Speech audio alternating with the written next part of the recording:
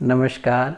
जब किसी व्यक्ति के एक कान में या दोनों कान में या दिमाग में हर समय घंटी बजने की आवाज़ आती है या सीटी बजने की आवाज़ आती है या तेज़ हवा चलने की आवाज़ आती है जिसे शाय शाय कहते हैं, और उस व्यक्ति के हमेशा दिमाग में कानों के अंदरूनी भाग में बेचैनी सी बनी रहती है और धीरे धीरे धीरे धीरे बहरापन बढ़ता जाता है।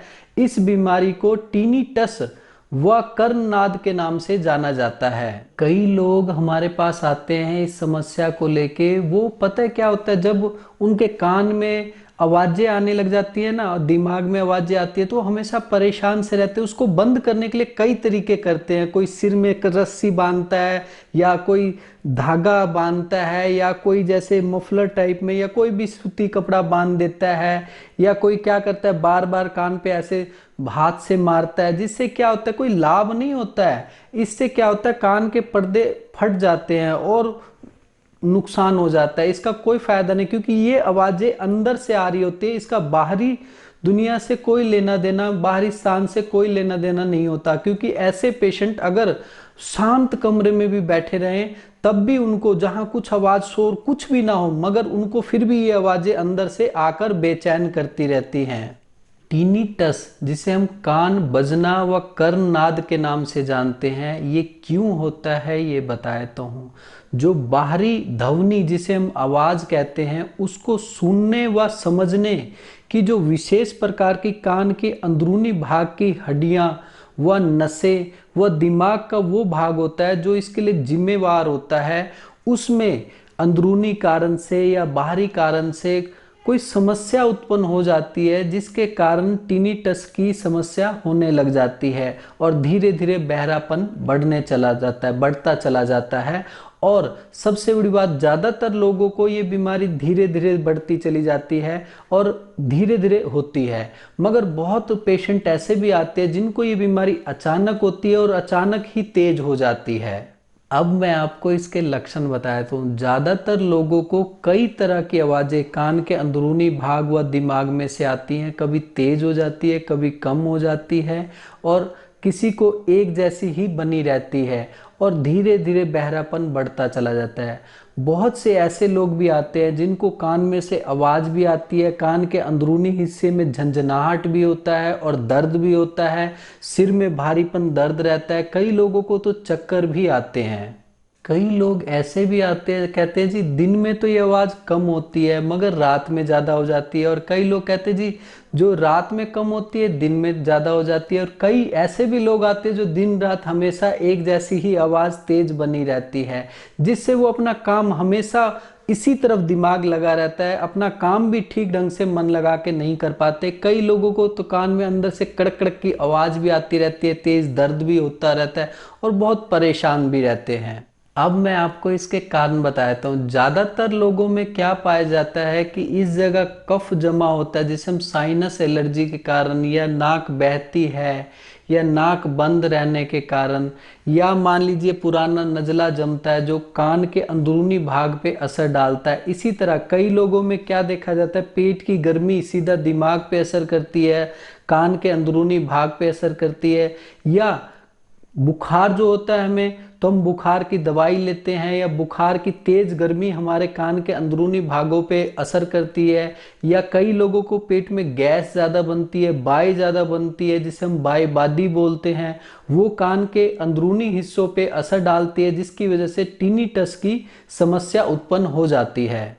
कई लोगों को उम्र बढ़ने के साथ साथ ये बीमारी शुरू हो जाती है और जैसे जैसे उम्र बढ़ती जाती है ये बीमारी भी बढ़ती चली जाती है।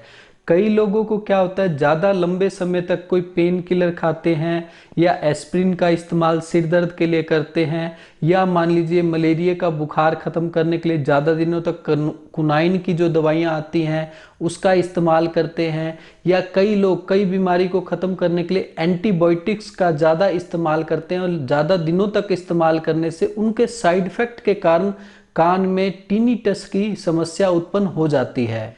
कई लोगों को क्या होता है कि उनका बीपी बढ़ने के कारण या मान लीजिए उनको थायराइड रहता है गले में उसके कारण, या शुगर की बीमारी रहती है उसके कारण, या शरीर में खून की कमी होती है उसके कारण, या कान के अंदरूनी हिस्से में कोई गांठ या ट्यूमर हो जाता है उसके कारण, या कान के अंदरूनी भाग में मवाद या सूजन या किसी तरह का संक्रमण होता है उसके कारण, या कान के पर्दे में छेद होता है जिससे कान में से मवाद बहता रहता है उसके कारण टिनिटस, इनमें से कोई भी एक कारण हो सकता है जिसके कारण टिनिटस की समस्या उत्पन्न हो जाती है। कई लोगों को क्या होता है, जबड़े में या दांत में किसी तरह का इन्फेक्शन या मवाद इकट्ठा होने की वजह से भी टिनिटस की समस्या उत्पन्न हो जाती है। और जिन लोगों को कान बहता है, कान के पर्दे में छेद होता है, या कान के अंदरूनी भाग में या बाहरी भाग में किसी तरह का कोई ट्यूमर होता है, तो ऐसे लोगों को कहते हैं कि जी आप दवाइयों से इलाज मत करें, अपना ऑपरेशन करवा के आप इस बीमारी से छुटकारा पा सकते हैं।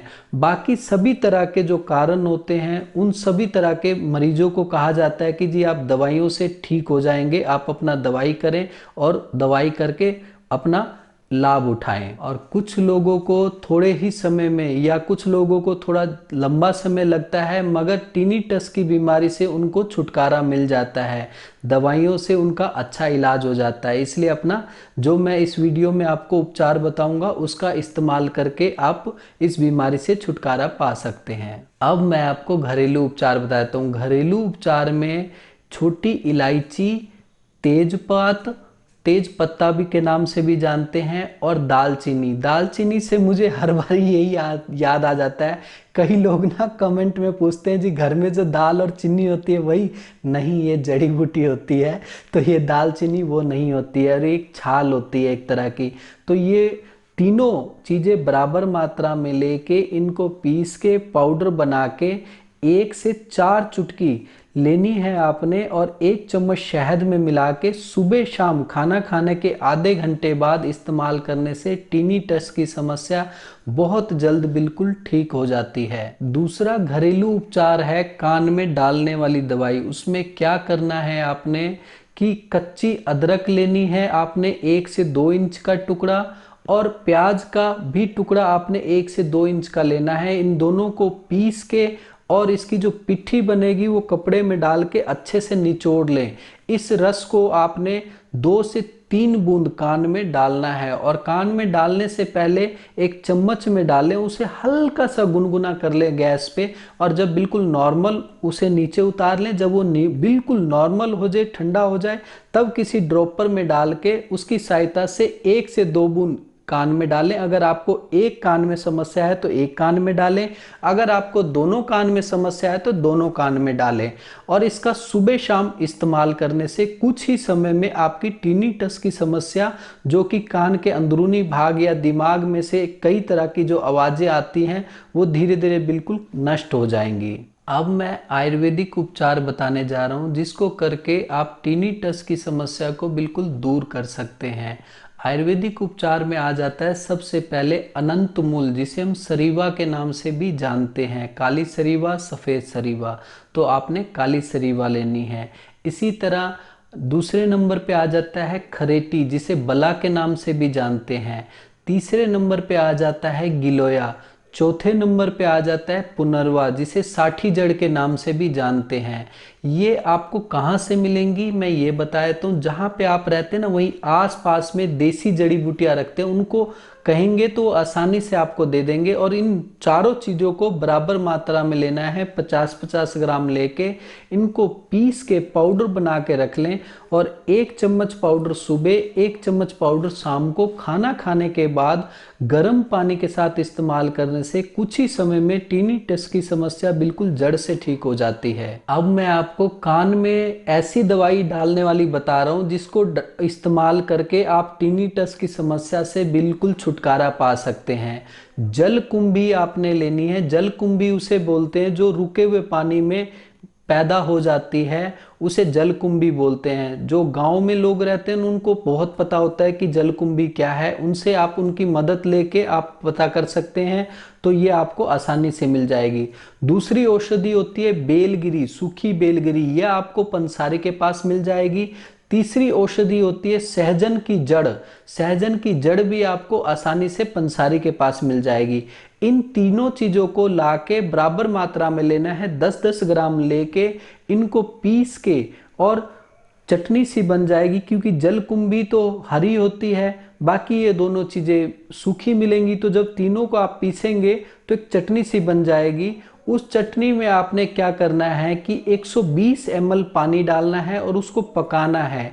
जब पानी उबल उबल के 30 ml के करीब रह जाए तो उसे छान लेना, किसी कपड़े की सहायता से उसे छान के किसी अन्य बर्तन में डाल के फिर उसमें 120 ml तेल डाल के उसे पकाना है। और जब ये पानी बिल्कुल जल जाए, जब तेल में चरचराहट की आवाजें आना बंद हो जाएंगी, तो समझ लेना कि वो पानी जल गया है। और फिर उसको नीचे उतार के ठंडा हो जाए पानी बिल्कुल वो तेल, तो उस तेल को छान के और देख लेना कि उसमें पानी का अंश तो नहीं है। अगर पानी का अंश होगा तो वो अलग से नजर आएगा। जब पानी का अंश बिल्कुल जल जाए तब उसको नीचे उतार के और जब बिल्कुल ठंडा हो जाए किसी कपड़े से छान के किसी ड्रॉपर में डाल लेना। और 1 से 2 बूंद, अगर आपको एक कान में समस्या है तो एक कान में डालनी है, अगर दूसरे कान में समस्या है तो दूसरे कान में डालनी है। और इसका इस्तेमाल करके कुछ ही समय में टिनिटस की समस्या बिल्कुल ठीक हो जाती है। जिन लोगों को कान के पर्दे में छेद है वो इस उपचार को नहीं करेंगे, या जिनके कान के पर्दे के आसपास या बाहरी या अंदरूनी भाग में ट्यूमर है वो भी नहीं करेंगे। मगर बाकी सभी तरह के जो कारण होते हैं जिस कारण से उनको ये समस्या उत्पन्न हो रही है, वो सभी इस उपचार को करके लाभ उठा सकते हैं। अब मैं आपको रेडीमेड उपचार बताने जा रहा हूँ। रेडीमेड उपचार उनको बताया जाता है जिनके पास समय का अभाव होता है, जिनके पास समय नहीं होता। तो सारी वादी वटी आप किसी भी कंपनी का ले सकते हैं। नाम मैं दोबारा रिपीट कर रहा हूँ, सारी वादी वटी।